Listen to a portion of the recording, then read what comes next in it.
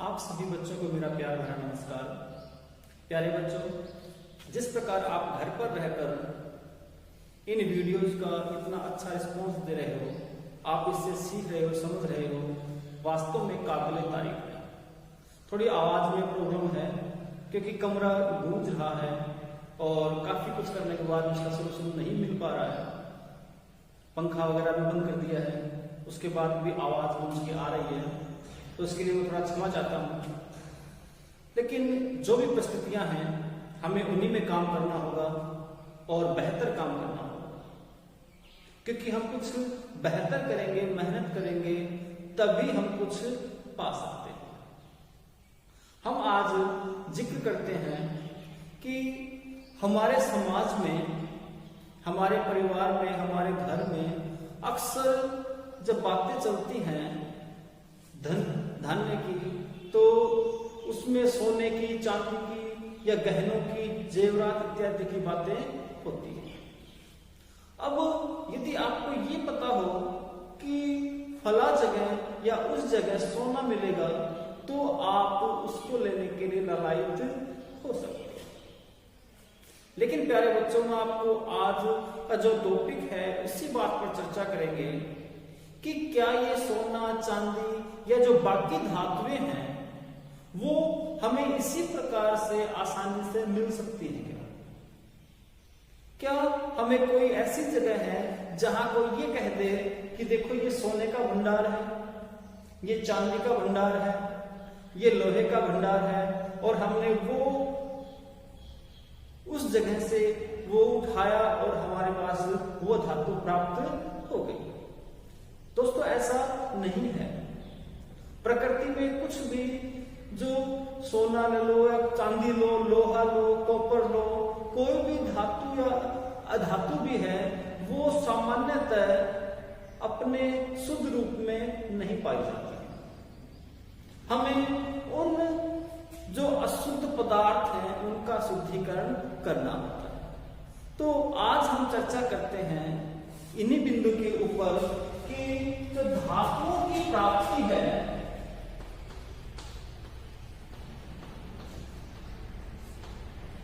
धातुओं की प्राप्ति किस प्रकार से की जा सकती है, हम धातुओं को किस प्रकार से प्राप्त कर सकते हैं। तो इस टॉपिक का प्रारंभ करते समय मैं आपको दो शब्दों से अवगत करवाना चाहता हूं। एक तो खनिज और दूसरा है अयस्क। दोनों शब्द मिलते जुलते लगते हैं और हम ये कहें कि लगभग है कि दोनों एक समान, दोनों में फर्क सिर्फ और सिर्फ मात्रात्मक। जो खनिज है, हमारी प्रकृति में जो पदार्थ पाया जाता है उसमें कई प्रकार की धातु के साथ अन्य धातुएं, या हम यूं कहें कि उस धातु के साथ अन्य अशुद्धियां भी मिली होती, जिन्हें हम खनिज कहते हैं। और वे खनिज जिसमें एक पर्टिकुलर धातु जो हमें चाहिए होती है, मान लिया हमें सोना चाहिए, तो वह खनिज जिसमें सोना प्रचुर मात्रा में है और हम उस खनिज से उस सोने को आसानी से प्राप्त कर सकते हैं, तो उसे हम अयस्क कहते हैं। हमारे सामने दो शब्द आते हैं, खनिज और अयस्क, जिसको आप अच्छी प्रकार से समझ चुके होंगे। अब बात आती है हमारे सामने कि प्रकृति में जो अयस्क है उससे हमें धातु किस प्रकार से प्राप्त हो सकती है। तो इसमें हम देखेंगे कि जो धातुओं की प्राप्ति है उसके लिए सबसे पहले हम बात करते हैं कि इससे जो पहले वीडियो था उसमें हमने बात की थी कि धातुओं की सक्रियता श्रेणी के बारे में। धातुओं को उनकी क्रियाशीलता के आधार पर एक सक्रियता श्रेणी बनाई गई थी, जिसमें सबसे अधिक क्रियाशील धातु को ऊपर रखा गया था और उसके घटते हुए क्रम में धातुओं को नीचे तक व्यवस्थित किया गया था। जिसके याद करने का तरीका भी मैंने आपको बताया था कि कान्हा कार मांगे एल्टो जैन फरारी, याद आया होगा आपको। तो उसी सक्रियता श्रेणी के आधार पर हम जो अयस्क है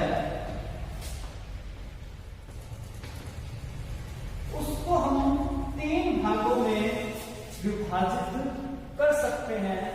एक भाग तो हो गया अधिक क्रियाशील धातु,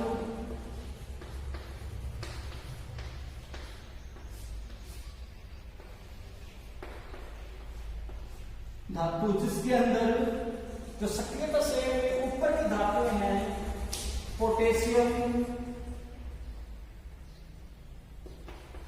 सोडियम, मैग्नीशियम इत्यादि। दूसरा जो हम इसका पार्ट लेते हैं वो है मध्यम क्रियाशील धातु।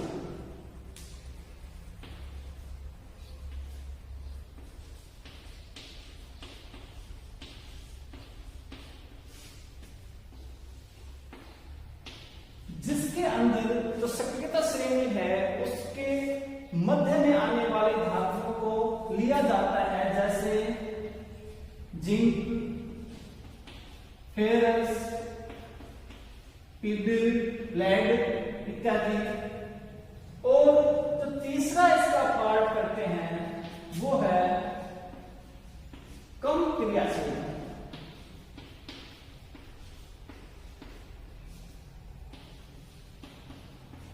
जिसमें जो नीचे वाली धातु है सक्रियता श्रेणी की उनको लिया जाता है, जैसे गोल्ड है, सिल्वर है, Au, Ag इत्यादि को लिया जाता है।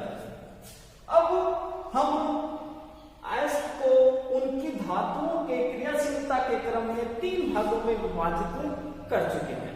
पहला भाग अधिक अभिक्रियाशीलता का, दूसरा कम क्रियाशीलता का और तीसरा सर्वाधिक कम क्रियाशीलता का था।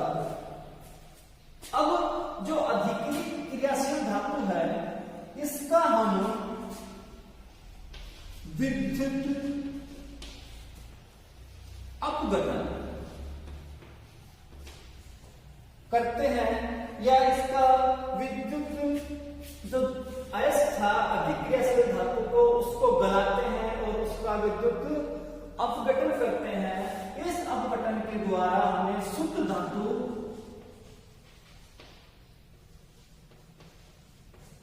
प्राप्त होती है। अब जो ये मध्यम क्रियाशील धातु है इसको भी हम 2 भागों में बांटते हैं। पहला जो भाग है वो है कार्बोनेट अयस्क,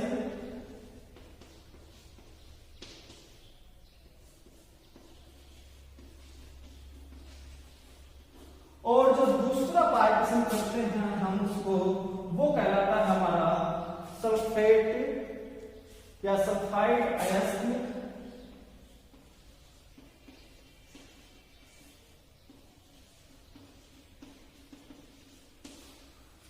अब जो कार्बोनेट अयस्क है इसका हम करते हैं निस्तापन, और जो सल्फाइड अयस्क है इसका करते हैं हम भर्जन। अब बात आती है कि निस्तापन और भर्जन क्या होता है। दोनों प्रक्रिया एक ही है, लेकिन इसमें जो अभिक्रियाएं होती हैं वो अलग अलग होने के कारण इसको अलग अलग नाम दिया जाता है। तो जो निस्तापन है उसमें हमें ध्यान देने वाली बात है कि इसमें जो गलन है वो वायु की अनुपस्थिति या यूं कहें कि ऑक्सीजन की अनुपस्थिति में होता है।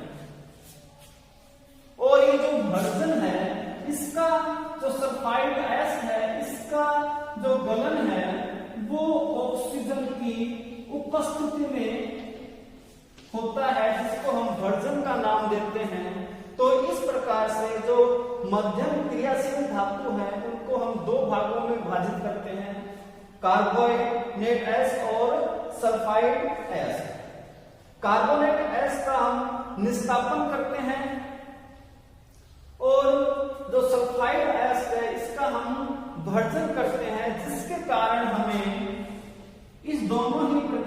से धातु का ऑक्साइड प्राप्त होता है और इस धातु के ऑक्साइड का अपचयन किया जाता है, जिससे हमें शुद्ध धातु प्राप्त होती है। यानी कि निस्तापन और भर्जन के द्वारा हम धातु का ऑक्साइड लेते हैं, उस ऑक्साइड का अपचयन करने के उपरांत हमें शुद्ध धातु प्राप्त होती है। इसी प्रकार जो कम क्रियाशील धातुएं हैं वो उनको हम क्या करते हैं कि ये सल्फाइड आयंस के रूप में पाए जाते हैं।